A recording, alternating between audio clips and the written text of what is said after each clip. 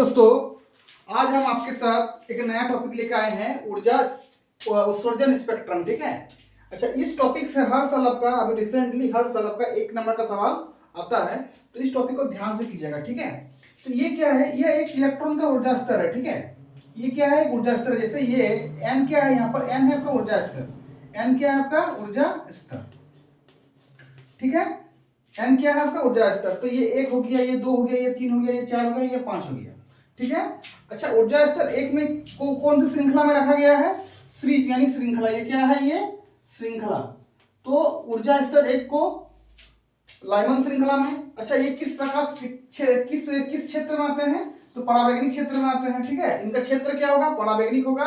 ठीक है। इनका श्रृंखला क्या होगा? लाइमन होगा। इसी तरह 2 में क्या होगा? 2 में इसका श्रृंखला क्या होगा? बामर होगा। और इनका जो क्षेत्र होगा वो क्या होगा? दृश्य होगा।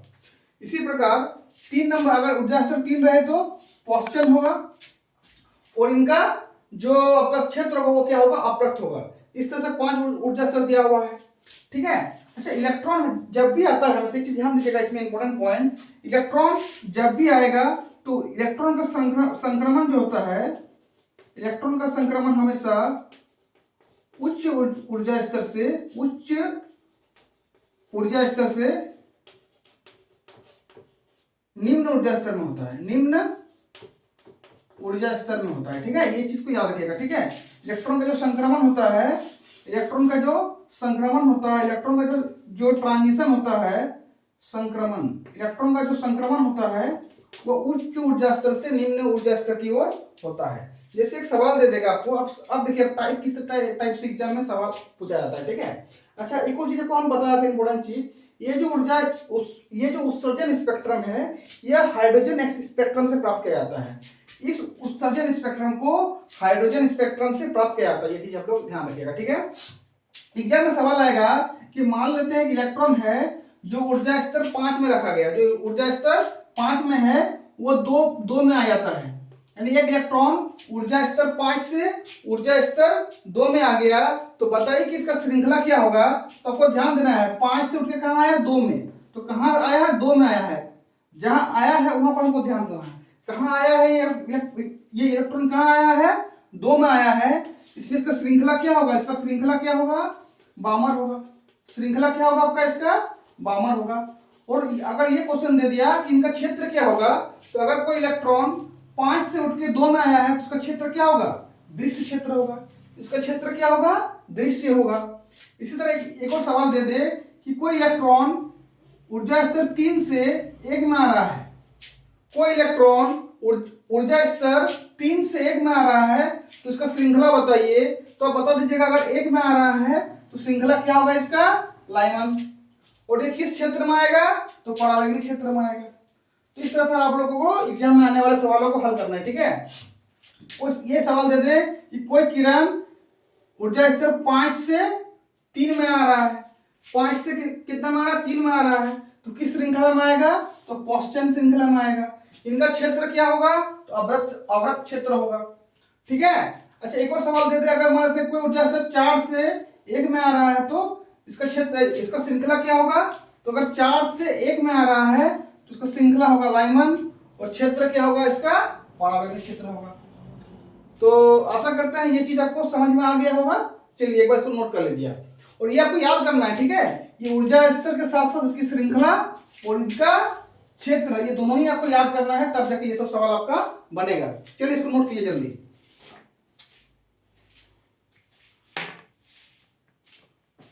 चलिए इसको नोट कीजिए जल्दी।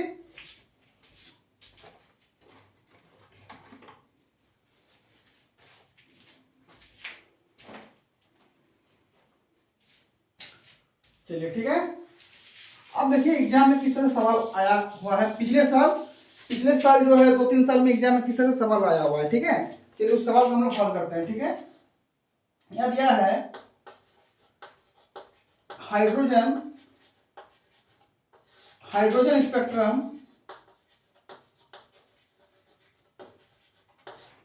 स्पेक्ट्रम में विद्युत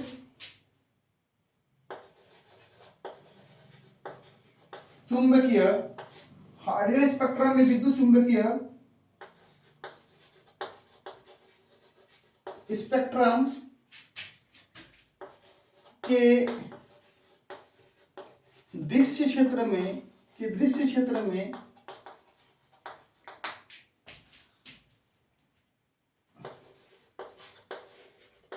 दिखाई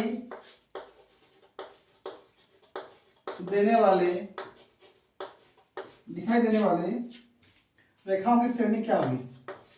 रेखाओं की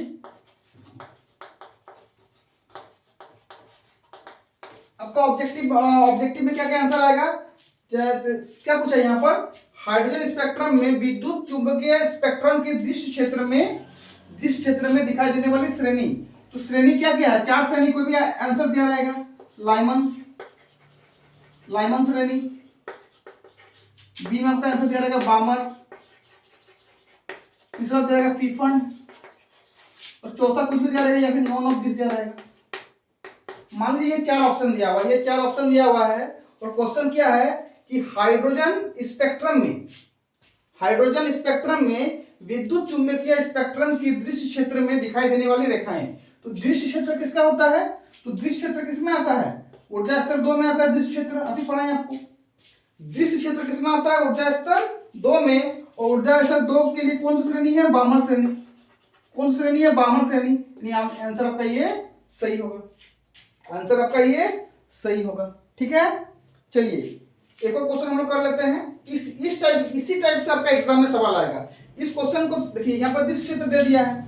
अब एग्जाम में अगर ये अगला साल या उससे अगला साल आया हुआ क्वेश्चन है, ठीक है, तो अगर एग्जाम में इसको चेंज करना चाहे तो सेम लैंग्वेज रहेगा कि हाइड्रोजन स्पेक्ट्रम में विद्युत स्पेक्ट्रम के अवरक्त क्षेत्र में दिखाई देने वाले। तो अवरक्त आपका आंसर में नहीं आएगा। यहाँ पर क्वेश्चन कभी भी आपका अवरक्त में नहीं आएगा, क्योंकि अगर आपका अवरक्त क्षेत्र पूछ दिया तो अवरक्त क्षेत्र में तीनों श्रेणी आता है। क्या क्या आता है अवरक्त क्षेत्र में? तो हम लोग जो अभी पढ़े हैं, क्या क्या पढ़े हैं? क्वेश्चन आता है, ब्रैकेट आता है और पीफंड आता है। तो आपको अवरक्त क्षेत्र नहीं पूछेगा। अगर मान लेते हैं कि अगला साल या उससे अगला साल दृश्य क्षेत्र पूछा है, तो इस साल दृश्य क्षेत्र आएगा, या फिर इसके जगह में आपको परावैंगिक क्षेत्र दे सकता है। क्या दे सकता है आपको? परावैंगिक क्षेत्र। तो अगर कभी भी मान लीजिए सवाल को थोड़ा मॉडिफाई कर दिया और सवाल ये दे दिया कि हाइड्रोजन स्पेक्ट्रम में विद्युत चुंबकीय स्पेक्ट्रम के, अगर आप लोग का नसीब अच्छा हुआ तो सेम क्वेश्चन रहेगा। अब थोड़ा सा अगर दिक्कत हुआ तो क्या दे देगा? विद्युत चुंबकीय स्पेक्ट्रम के परावैंगिक क्षेत्र में दिखाई देने वाले रेखाओं की श्रेणी। तो परावैंगिक क्षेत्र में कौन सा श्रेणी दिखाई देगा? तो परावैंगिक क्षेत्र का मतलब क्या होता है? n बराबर 1 ऊर्जा स्तर। वो n बराबर 1 ऊर्जा स्तर में कौन सा क्षेत्र होता है? लाइमन क्षेत्र। तो इस तरह से आप लोगों को सवालों का हल करना है। ठीक है, तो आपको जो भी पैटर्न मैंने पहले पढ़ाया वो पैटर्न सही से आपको याद होना चाहिए, तब आपका इस तरह का सवाल बनेगा। चलिए इसको आप नोट कर लीजिए जल्दी।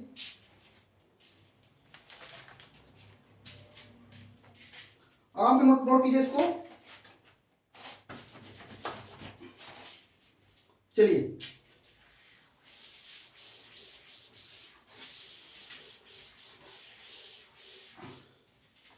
एक और क्वेश्चन लिख लेते हैं। जब एक इलेक्ट्रॉन तीसरी कक्षा से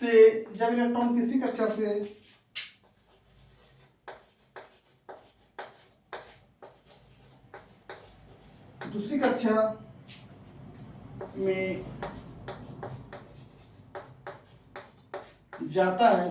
जाता है, तो किस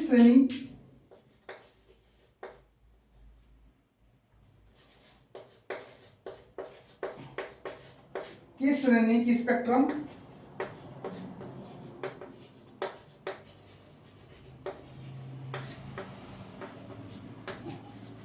उत्पन्न करता है। चलिए सवाल के बाद ध्यान से पढ़िए। जब एक इलेक्ट्रॉन तीसरी कक्षा से दूसरी कक्षा में जाता है तो किस श्रेणी में स्पेक्ट्रम उत्पन्न करता है, श्रेणी पूछा है, यानी आंसर फिर वही दिया रहेगा क्या, लाइमन। ऑब्जेक्टिव में क्या क्या आंसर दिया रहेगा, लाइमन, बामर, तीसरा पोस्चन और चौथा ब्रैकेट या नॉन ऑफ दिस, कुछ भी दिया जा सकता है। तो ध्यान दीजिएगा यहाँ क्या बोला, तीसरी कक्षा से, यानी n बराबर 3 ऊर्जा स्तर से दूसरी ऊर्जा स्तर में। तो इलेक्ट्रॉन आ कहाँ रहा है, दूसरी कक्षा में जाता है, यानी 3 से उठ के कहाँ आता है, 2 में आता है। तो 2 में आता है, तो यहाँ पर क्या पूछा है, तो किस श्रेणी में आएगा। तो अगर श्रेणी पूछा है तो श्रेणी क्या होगा, बामर हो जाएगा। श्रेणी क्या होगा मेरा, बामर। तो आंसर क्या होगा, बामर हो जाएगा। अगर सवाल ये पूछता कि किस श्रेणी में आया है तो बामर होगा। अगर ये सवाल पूछता कि किस क्षेत्र में आएगा, अगर सवाल को घुमा के ये पूछता कि किस क्षेत्र में आएगा, तो n बराबर 2 का क्षेत्र क्या होता है, दृश्य प्रकाश। क्या होता है, दृश्य क्षेत्र, सॉरी क्या क्षेत्र, इसका क्षेत्र क्या होता है, दृश्य क्षेत्र। तो अगर कोई इलेक्ट्रॉन 3 से उठ के 2 में आ रहा है तो वो किस श्रेणी में आएगा, बामर श्रेणी में, जो क्वेश्चन पूछा गया है। अगर इस क्वेश्चन को चेंज कर दिया, किस क्षेत्र में पूछा, अगर किस श्रेणी में पूछेगा तो बामर होगा, किस क्षेत्र में पूछेगा तो क्या होगा आंसर आपका, दृश्य क्षेत्र। ठीक है, तो ये 2 टाइप का जो एग्जाम में सवाल आया हुआ था, दोनों टाइप को करा दिए। और इसी टाइप से सवाल बनता है कि 3 से उठ के 2 में आ रहा है, 2 से उठ के 1 में आ रहा है, या 5 से उठ के इलेक्ट्रॉन 3 में आ रहा है, तो या तो उसका श्रेणी ज्ञात कीजिए या फिर उसका क्षेत्र निकालिए। तो श्रेणी और क्षेत्र दोनों चीज आपको निकालने सिखा दिए। चलिए इसको नोट कीजिए, चलिए नोट कर लीजिए।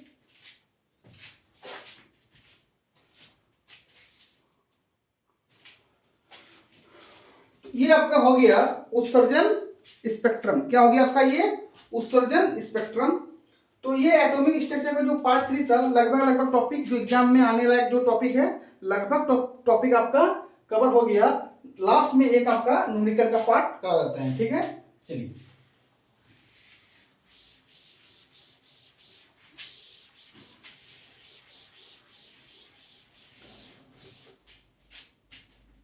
ठीक है, चलिए आप कुछ हम लोग न्यूमेरिकल्स पार्ट कर लेते हैं। ठीक है, तो न्यूमेरिकल पार्ट करने के लिए सबसे पहले आपको 2-3 फॉर्मूला याद होना चाहिए। ठीक है, जो बेसिक फॉर्मूला है, जैसे ये एक फॉर्मूला है, ये एक फॉर्मूला है कि C बराबर म्यू इंटू लैम्डा।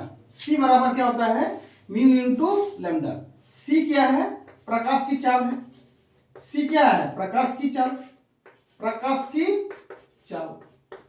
इसका जो यूनिट होता है, ये भी, इसका मान कितना होता है ये पता है आपको, 3 × 10⁸। और इसका जो यूनिट होता है चाल का मात्रक क्या होता है, मीटर पर सेकंड, मीटर पर सेकंड। यहाँ पर जो ये लैम्डा दिया हुआ है, ये क्या है, ये है तरंगदैर्घ्य। ये क्या है, तरंगदैर्घ्य। इसका जो यूनिट होगा वो क्या होगा, इसका मात्रक क्या होता है, मीटर। इसका मात्रक क्या होता है आपका, मीटर। और ये होता है आवृत्ति, म्यू। ये क्या होता है, आवृत्ति। ये क्या होता है, आवृत्ति। और इसका जो यूनिट होता है, ये होता है पर सेकंड या फिर हर्ट्ज, या हर्ट्ज, पर सेकंड या हर्ट्ज। तो ये आपको बेसिक फॉर्मूला सबसे पहले याद करना है, और किस टर्म को क्या क्या कहते हैं ये तो आप लोग जानते ही होंगे। अगर यहां से हम बहुत 3 फॉर्मूला ट्राई कर सकते हैं। पहला फॉर्मूला ये हो गया, अगर हमको लैम्डा का मान ज्ञात करना है तो हम क्या करेंगे, C इसके साथ गुना में है, इधर ले आएंगे तो भाग में हो जाएगा, तो लैम्डा बराबर C/μ। या फिर अगर हमको म्यू ज्ञात करना हुआ तो हम क्या करेंगे, C/λ, C/λ। इस तरह से हम निकाल सकते हैं। इस तरह से हम इसका यहां से 2 फॉर्मूला ड्राइव कर सकते हैं। तो ये पहला फॉर्मूला है, ये पहला फॉर्मूला है जो आपको याद होना चाहिए। चलिए एक और फॉर्मूला हम लोग लेते हैं। एक और फॉर्मूला आपका है, ठीक, एक और फॉर्मूला आपका है लैम्डा बराबर h/p। क्या है, लैम्डा बराबर h/p। ये यूज होता है, ये फॉर्मूला दिया था डी ब्रॉगली ने, डी ब्रॉगली। तो अगर किसी तरंग का अगर हमको तरंग ज्ञात करना हुआ डी ब्रॉगली से, तो उसका फॉर्मूला क्या होगा, लैम्डा बराबर h/p। h क्या है आपका, प्लांक कांस्टेंट है। एच क्या है आपका? Planck constant. एच आपका क्या है? Planck constant. ठीक है, इसका फॉर्मूला क्या होता है? 6.626 into 10⁻⁻34 joule second, -34 joule second. P क्या होता है आपका? पी होता है आपका संवेग। क्या होता है? संवेग। इसका यूनिट होता है, ये क्या होता है? इसका यूनिट होता है केजी मीटर पर सेकेंड। केजी मीटर पर सेकेंड। अगर कभी कभी संवेग के टर्म में अगर कोई आंसर ना दिया हो तो हम इसको P बराबर क्या होता है? mv। तो इसको हम इस तरह से भी ड्राइव कर सकते हैं। लैम्डा बराबर क्या होगा?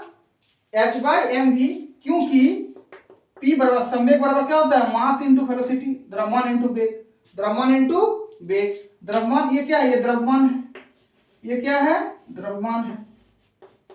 और ये क्या है? वेग। ये क्या है? वेग है। इसका यूनिट क्या होता है? मीटर पर सेकंड। इसका क्या होता है? केजी। तो ये दो फॉर्मूला अगर आपका याद रहेगा तो जिस पैटर्न से आपका एग्जाम में सवाल आता है सारा सवाल आपका बन जाएगा। ठीक है, चलिए इसको नोट कर कीजिए सबसे पहले।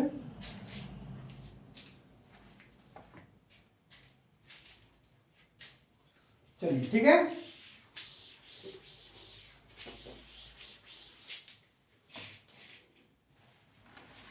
चलिए सबसे पहला सवाल हम लोग कर लेते हैं कि 60 केजी भार वाले 60 केजी भार वाले या वाली एक टेनिस गेंद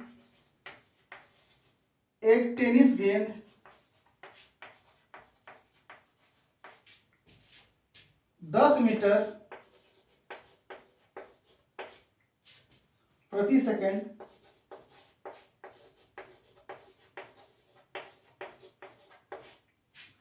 की वेग से गति करता है।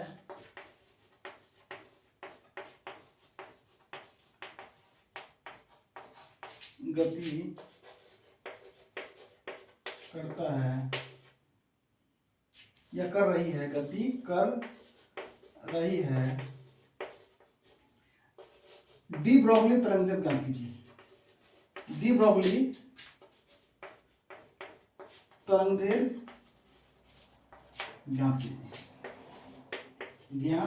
कीजिए। ठीक है, तो ये आपका सवाल है। तो सबसे पहले सवाल में क्या क्या दिया हुआ है उसको सबसे पहले हम लिख लेते हैं। मास दिया हुआ है 60 केजी। उसके बाद क्या दिया गया है? एक टेनिस गेंद मीटर प्रति सेकंड, मतलब मीटर प्रति सेकंड का मतलब क्या हो गया? वेग दिया हुआ है, यहाँ वेग लिखा भी हुआ है। तो वेग v कितना दिया गया है? 10 मीटर पर सेकंड। ठीक है, 10 मीटर पर सेकंड दिया हुआ है। हमको क्या ज्ञात करना है? लैम्डा का मान निकालना है। हमको लैम्डा ज्ञात करना है। तो हमको पता है कि लैम्डा, अगर डी ब्रोगली पूछा तो लैम्डा के लिए फॉर्मूला को तो याद भी नहीं करना है, सॉरी डायरेक्ट बैठा देना। क्या होगा? डी ब्रोगली तरंगदैर्घ्य के लिए लैम्डा बराबर h/mv। अच्छा, h का मान हमको पता है क्योंकि ये कांस्टेंट है, प्लांक कांस्टेंट है। तो 6.626 इंटू 10⁻⁻34 ये होता है। इसका यूनिट क्या होगा? Joule second. क्या होगा? Joule second. तो जब भी हम न्यूमेरिकल्स करेंगे, आप एक चीज ध्यान दीजिएगा, जब भी हम केमिस्ट्री में न्यूमेरिकल्स करेंगे तो यूनिट को हम अभी नहीं लगाएंगे। ठीक है, खाली हमको न्यूमेरिकल्स वैल्यूज पर लिखेंगे। एच का न्यूमेरिकल वैल्यू कितना दिया गया है? इतना दिया गया है। एम कितना दिया गया है? 60 केजी, तो 60 हो गया एम। और वी दिया गया है आपका 10। वी कितना दिया गया है आपका? 10। ठीक है, चलिए अब हम क्या करेंगे, ध्यान दीजिएगा। यहाँ पर 6.626 इंटू 10⁻⁻34 और यहां से हम 10 को अलग कर देंगे तो यहां पर ऐसा होगा 60 हुआ कि नहीं? ठीक है, चलिए सबसे पहले यहां तक आप लोग नोट कीजिए। ठीक है, अब हम थोड़ा सा क्वेश्चन मिटा रहे हैं। ठीक है,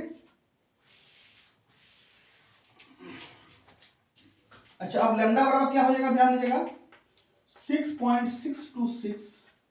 ठीक है, अच्छा बटे 6 और क्या होगा? 10⁻34। और ध्यान दीजिएगा, चलिए थोड़ा सा इसको एक मिनट की, 6.626 इंटू 10⁻⁻34 बटे 6 इंटू 10 का स्क्वायर। ठीक, अब क्या करेंगे हम लोग 6.626 बटे 6 इंटू 10⁻⁻34 बटे, अच्छा ये अगर ऊपर जाएगा, याद रखिएगा एक चीज कि ये जो भाग में, ये पता है आप लोग को, ये जो ऊपर जाएगा तो क्या होगा, तो जब ये ऊपर जाएगा तो अगर ये 10 बोल रहा है कि हमको ऊपर जाना है तो पावर क्या हो जाएगा इसका, माइनस में हो जाएगा। पावर क्या हो जाएगा इसका, माइनस में हो जाएगा। तो लैम्डा का मान कितना निकल जाएगा, ध्यान दीजिएगा। तो यहां पर कितना है आपका 1, कितना आपका यहाँ पर 1 है। ठीक है, अच्छा फिर भाग दीजिए ना इसको, तो 1 होगा, यहाँ पर भी होगा 1, यहाँ पर 0 होगा, यहाँ पर 4 होगा। 6.626 को 6 से भाग दे दीजिएगा तो इतना होगा इंटू 10⁻⁻36 और लैम्डा क्या होता है, मीटर। ये आपका हो गया इसका आंसर। ये क्या हो गया आपका इसका आंसर। ठीक है, क्या आंसर होगा 6.626 इंटू 10⁻⁻36 सेंटीमीटर इसका आंसर होगा। ठीक है, चलिए इसका ये आंसर होगा। ठीक, तो इस टाइप से क्वेश्चन को करना है। ठीक है, इस तरह से को सॉल्व करना है। तो अगर मास दिया हुआ है, वेलोसिटी दिया गया है, तो लैम्डा का मान आपको इस टाइप से आपको निकालना है। ठीक है, अच्छा चलिए एक और सवाल करते हैं हम लोग, नोट कर लीजिए इसको।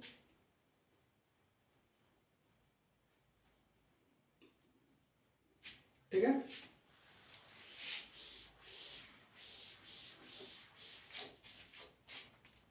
अच्छा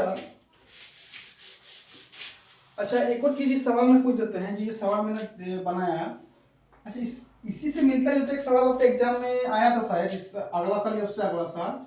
उसमें मास को सेम, अच्छा सेम आपका सेम लैंग्वेज था। ठीक है, खाली हम यहाँ पर न्यूमेरिकल वैल्यू ले देते हैं। ठीक है, मास उसमें 60 ग्राम लिया गया था। कितना लिया गया था, इसमें हम 60 केजी मास लिए, उसमें 60 ग्राम मास लिया हुआ था।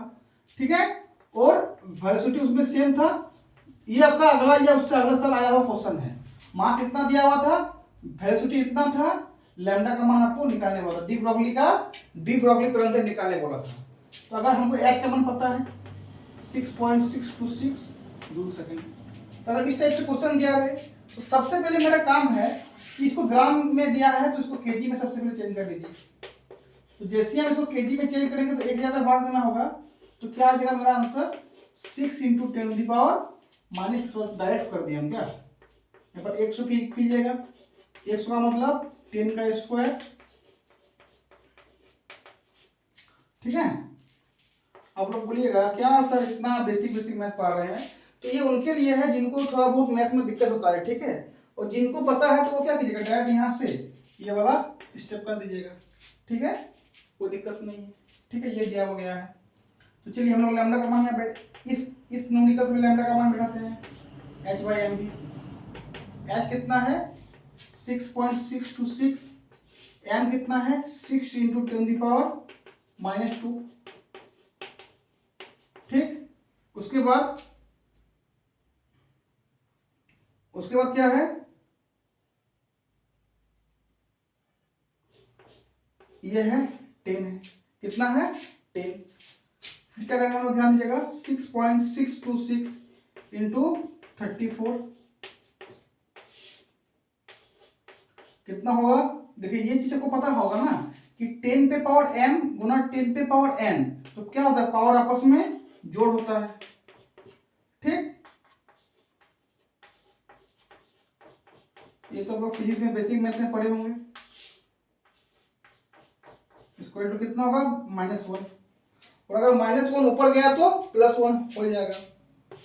तो क्या होगा यहाँ पर 6.626 इंटू 10⁻⁻34, और ये 10 अगर ऊपर गया तो +10 या 10⁻1 यानी 10, और यहाँ पर 6, यहाँ पर हो जाएगा 1.104 इंटू 10⁻⁻34 प्लस 1 यानी 1.104 इंटू 10⁻³ मीटर, -33 मीटर।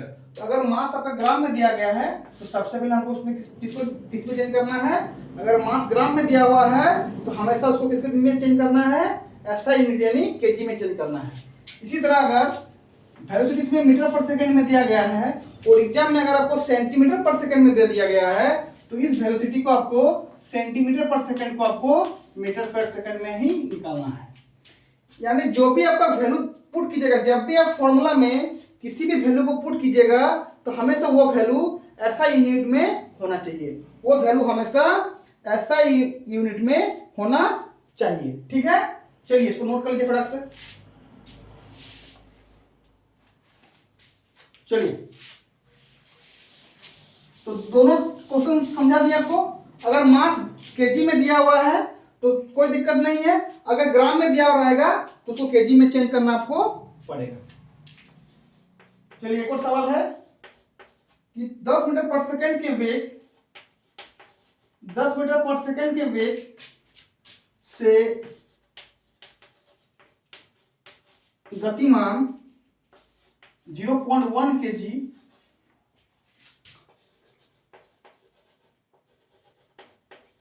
द्रव्यमान के एक गेंद का तरंगदैर्घ्य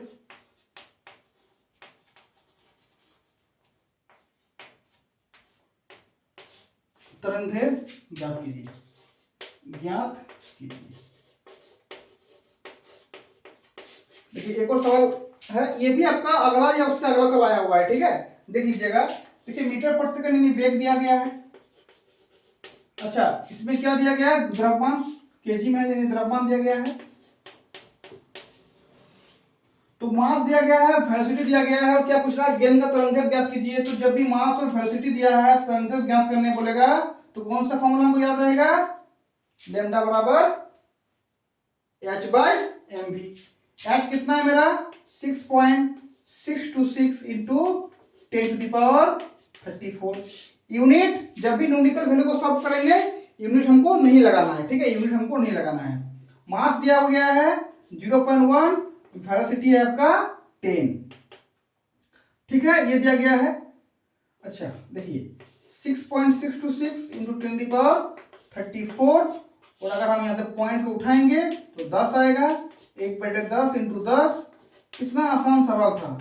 6.626 इंटू 10⁻34 लैम्डा निकालने बोला है, इसलिए आंसर आपका मीटर में होगा, इंपॉर्टेंट पॉइंट। बच्चा अक्सर क्या गलती करता है कि अगर मान लेते हैं कि दो आंसर आपका दिया गया एग्जाम में same to same, joule second और दिया गया है मीटर, तो कौन सा आंसर सही होगा। तो हम यहाँ पर देखिए, अगर इसका आंसर अगर ये आ रहा है तो यहाँ पर जूल सेकंड आपका यूनिट नहीं होगा, आपका यूनिट क्या होगा, मीटर में, क्योंकि मैंने लैम्डा निकाला है। तो लैम्डा का यूनिट क्या होता है, मीटर में। तो ऐसा नहीं करना है कि ये मान आ गया, प्लांक कांस्टेंट के बराबर मान आ गया तो यूनिट हम बैठा देंगे जूल सेकंड, ऐसा कीजिएगा तो गलत हो जाएगा। लैम्डा निकालने बोला है ना, तरंगदैर्घ्य निकालने बोला है आपको, तो तरंगदैर्घ्य का मात्रक क्या होता है, मीटर। तो जिसका निकालने बोला है उसका मात्रक लास्ट में हम लोग चिपका देंगे। क्या करेंगे, लास्ट में हम लोग चिपका देंगे। जब भी कैलकुलेशन करेंगे तो कैलकुलेशन में हम लोग कोई भी मात्रा नहीं लेंगे, लास्ट में जिसका निकाल रहे हैं उसका मात्रक चिपका देंगे, आपका सवाल का हल हो जाएगा। हाँ, ध्यान क्या रखना है कि जब भी किसी भी वैल्यू को हम इस फॉर्मूला में पुट करेंगे वो वैल्यू उसका SI मात्रक में होना चाहिए। कहने का मतलब है कि अगर कोई वैल्यू ग्राम में दिया गया है तो मास अगर ग्राम में दिया गया है तो केजी में चेंज करके लिखना है। वेलोसिटी अगर सेंटीमीटर पर सेकंड में दिया गया है तो उसको मीटर पर सेकंड में चेंज करके लिखना है, तब जाके आपका न्यूमेरिकल्स है वो सही बनेगा। ठीक है, तो चलिए आज का वीडियो यहीं पर समाप्त करते हैं। ठीक है, और आप लोग जो भी उत्सर्जन स्पेक्ट्रम वाला और ये न्यूमेरिकल वाला, तो इस टाइप का मॉडल सेट में जितना भी सवाल है उसको कीजिएगा और अगर कोई सवाल का हल नहीं हो रहा है तो आप लोग कमेंट में जरूर लिख के भेजिएगा कि इस सवाल का हल नहीं हो रहा है, तो नेक्स्ट वीडियो में उस सवाल का सॉल्यूशन आपको मैं बता दूंगा। ठीक है, चलिए, थैंक यू।